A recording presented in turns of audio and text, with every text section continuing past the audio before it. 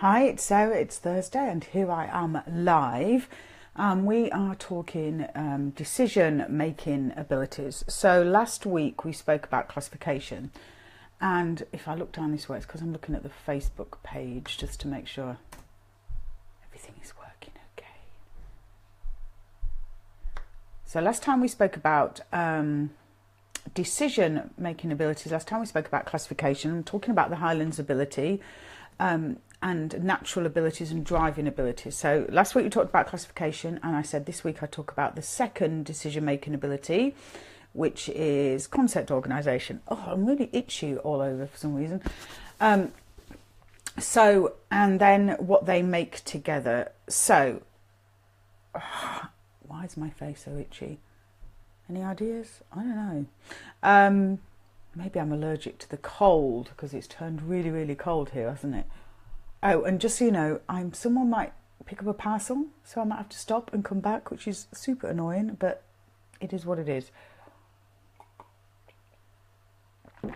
So if you missed the one on classification, it is the one below. Hi, Stacey.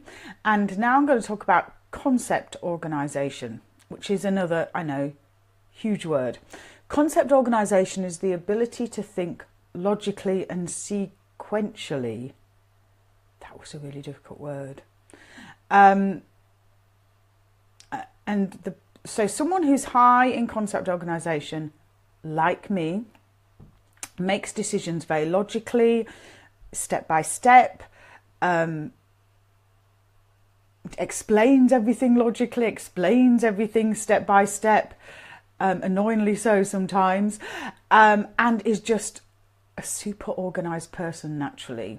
Concept organisation people tend to be very, very organised naturally in their heads. They will have lots of organisational systems, but actually they probably don't need them. It's the ability to logically and sequentially organise things. Someone who's low in concept organisation, it doesn't mean that they can organise and they don't. It just means that they do it an entirely different way. So someone that is low in concept organisation might not be a very logical thinker. They might not have to go through everything step by step. They may therefore sometimes make quicker decisions. So let me tell you, if I have to make a decision, I'm very high in concept organisation and very low in classification. So if I have to make a decision at all, I will go, okay, step one, do this, step two, do this, step three, do this, step four, do this. And I'll come up with like this step-by-step process, which is actually, I think, what's made me quite successful in my business, is that when I'm talking to people about, say this to your teen, I'll go step one, step two, step three, step four, because that's how I naturally think. Now, if someone gave me a step-by-step process to follow, I would have to follow it step one, step two, step three, step four. If someone told me missing out step three would make it quicker, I would go into some kind of absolute panic mode and would not be able to miss out step three. It's quite funny that Stacey's on here actually, because I'll be going out to see her in about 20 days or something. And when I'm at Stacey's house, I have to organise her family because of my high concept organisation cannot deal with slight chaos. So I have to kind of logically organise everything and give everyone almost a schedule, because that's how I think. I'm sorry, Stace, I can't help it. It's my high concept organisation. She's probably like, what are you talking about, Sarah? So yeah, they're just the natural organisers. Now, then there's challenges. Yes, you do, she's saying. Yes, I do. And there's challenges to being high in concept organisation, is that you can't often go with the flow very well, that you have to go through step 1, 2, 3, 4, 5 and can't miss out a step, which can make everything quite slow sometimes and take quite a long time. And until you've got the steps in your head, you can't get to a decision. So it's not a quick decision making ability. Someone at the low end is probably able to free flow a little bit more, maybe make quicker decisions without having to go through all the steps, see a quicker way of doing something, but they may come across as being quite disorganized often.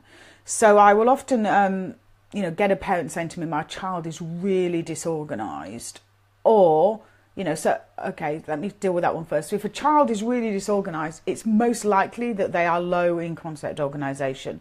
Or I will get parents saying to me, my child just keeps craving some sort of organisation and I don't know why they don't go with the flow a little bit more. It's probably because they're high in concept organisation. We can go with the flow and we can be spontaneous, but we kind of need to plan for it. Particularly, and I spoke to you earlier about strategic, about time frame orientation. So I've got high concept organisation, high time frame orientation. I am constantly organising and strategizing. I do it all the time. It's, I don't know, a curse and a blessing all at once. So knowing whether your child has got high or low concept organisation is important. Now in the mid-range, they can do enough organisation and enough planning. It's okay.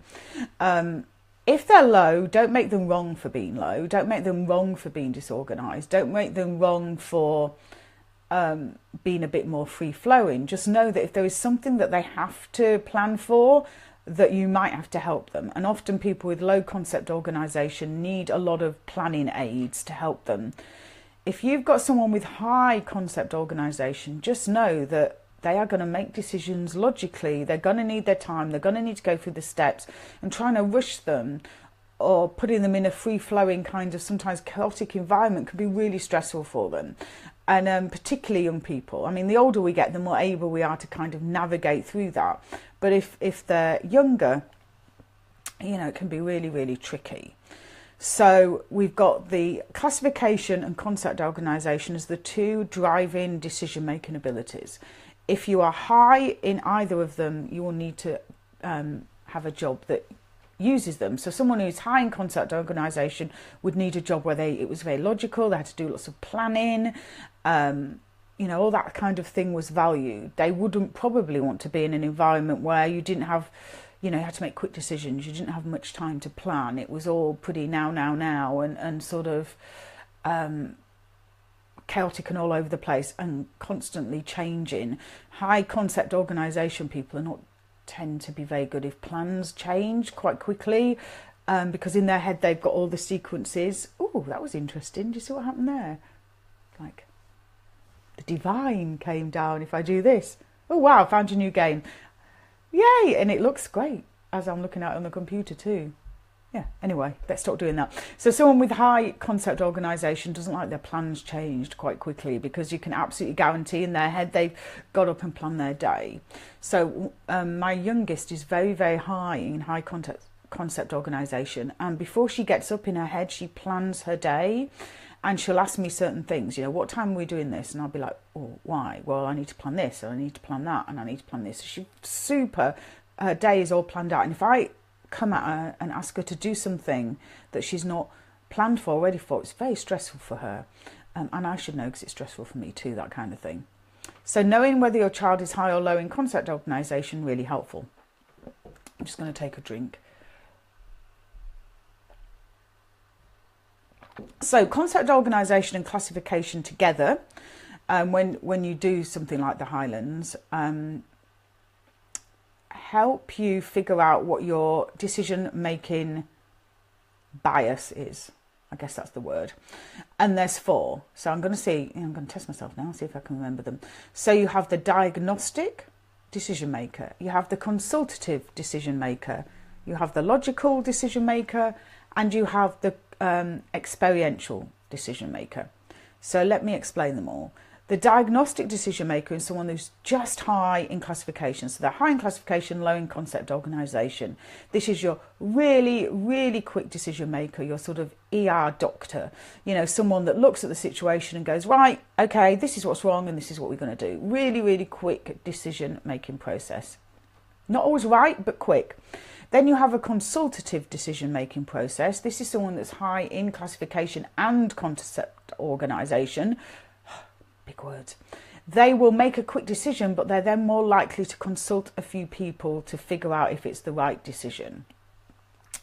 So that's someone who's high in both. Then you have someone who is like me, who is just high in concept organisation and low in classification. They are called a logical decision-making thinker, decision-making person, whatever, and they will make decisions based on step 1, step 2, step 3, you know, based on the manual, basically. Some sort of planning manual. And then you have someone who's low in both of them. So they're low in classification and low in concept organisation. You can get these. They can come across, obviously, as being very indecisive. They are what we call experiential decision makers. So they make decisions based on experience. I'll explain this all to you in a minute, like buying a car, for example.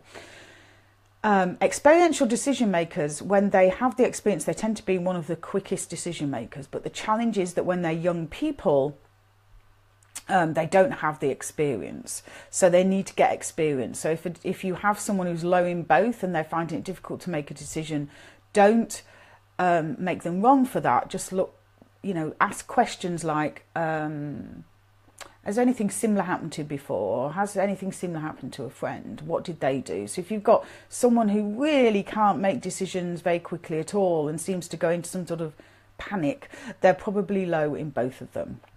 So let's take the example of buying a car, because we all understand that. So somebody who is diagnostic would just go into the thing and say, I need the car to do you know, this and this, and I believe it's that one.